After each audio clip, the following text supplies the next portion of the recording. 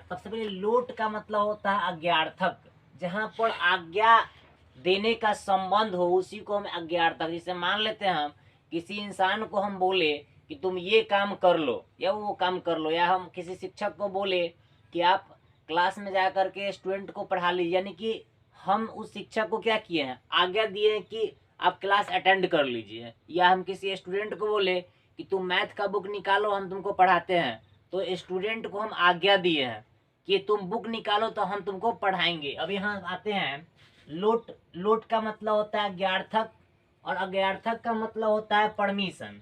अब देखिए लकार का मतलब होता है काल और काल का मतलब होता है टेंस। अब यहाँ आते हैं पुरुष, प्रथम पुरुष, मध्यम पुरुष, उत्तम पुरुष। बोलने वाला प्रथम पुरुष, सुनने वाला मध्यम पुरुष, जिसके बारे में आप चर्चा करते हैं उसको कहते हैं उत्तम पुरुष। अब आते हैं एक वचन, द्विवचन, बहुवचन। एक वचन का मतलब होता है एक वस्तु एक प्राणी। द्विवचन का मतलब होता है दो वस्तु दो प्राणी, दो वस्तुएं दो प्राणियों का बोध होगा। और बहुवचन का मतलब होता है कि दो से अधिक वस्तुएं और दो से अधिक प्राणियों का क्या करता है, बोध कराने की कोशिश करते रहता है। अब आ जाते हैं तू ताम अंतु, अह अ, तम त, अंति आओ आम। अब देखिए ये आपका लोट लकार का फॉर्मूला है।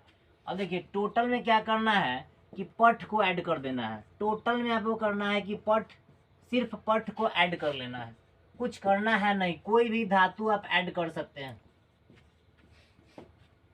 देखिए आप बोलते हैं आप सोचते होइएगा कि हम बार बार पठे पर काहे बनाते हैं, क्योंकि हमारा अनुवाद जो बनता है पठ पे ही हम बनाते हैं। अब देखिए धातु, धातु जो होता है संस्कृत में क्रिया को हम धातु कहते हैं। अब देखिए धातु आपका संस्कृत शब्द है और क्रिया हिंदी शब्द है, और उसका क्रिया का इंग्लिश होता है वर्ब। अब यहाँ आइए, पठ का मतलब होता है पढ़ना, अब पढ़ना का इंग्लिश होता है रीड, लिख का होता है लिखना और इंग्लिश होता है राइट, हंस का होता है हंसना, हंस का हंसना, और हंसना का होता है लाफ, वीप का होता है रोना और रोना का इंग्लिश होता है वीप। यहाँ तक हम उम्मीद करते हैं आप कोई दिक्कत आपको नहीं होगा। अब चलिए, पहले था कि थोड़ा सा हमको समय ज़्यादा लगता था वीडियो को बनाने में। यहाँ पे देखिए वह का मतलब होता है सह, वह का मतलब होता है सह, वे दो का मतलब है तऊ, वे सब का मतलब होता है ते, तुम का मतलब होता है त्वम, तुम दो का मतलब होता है युवाम, तुम सब का मतलब होता है यूयम, मैं का होता है अहम, हम दो का होता है आवाम, हम सब का होता है वयम। अब यहाँ पर आते हैं, देखते चलिए, आपको कुछ करना नहीं है। सह, तऊ, ते, तीन को ते। अब देखिए त्वम युवाम, त्वम युवाम, यूयम, यूयम। अब देखिए यूयम हो गया, अहम, अहम, अवाम, अवाम, वयम। अब ध्यान दीजिए, सबसे पहला ना बात की इसका और इसका सब का मीनिंग जो है ना ये लिखे हैं, सबसे पहले लिख दिए हैं, ये ध्यान दीजिएगा। सिर्फ मैं इसी का काम किया हूँ और किसी का नहीं।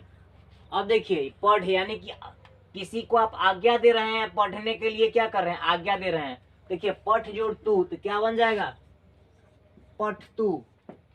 दूसरा पे आइएगा पठ जोड़ ताम, तो क्या बनाएगा, पठ ताम। अब देखिए पठ जोड़ अ, पठ बना देगा। दूसरा में आएगा पठ तम। तीसरे में आइएगा पठत, पठत। अब यहाँ पे आइएगा पठ, पठतम, पठत, पठ, पठतम, पठंतु। मिस्टेक है, देखिए यहाँ पे देखिएगा तो पठताम। अब देखिए पठ जोड़ अंतु, पठंतु। अब यहाँ पे आइएगा पठ जोड़ अंति, सॉरी पठ जोड़ अ, तो क्या बनेगा, पठ। दूसरा है पठ जोड़ तम, तो क्या बनाएगा, पठ तम। तीसरा देखिए पठत, पठत। अब यहाँ पे आएगा पठ जोड़ अंती, तो क्या बनाएगा? पठंती। पठ जोड़ आओ तो क्या बनाएगा? पठाओ। दूसरा देखिए, पठ जोड़ आम, पठाम। देखिए इसमें आपको हम उम्मीद करते हैं किसी प्रकार से कोई दिक्कत नहीं होगी। ये आपका अनुवाद है और उम्मीद करते हैं इससे रिलेशनशिप में अगर दिक्कत होता है तो आप लाइक कमेंट में कुछ ना कुछ कमेंट में अवश्य बताइए। ठीक है।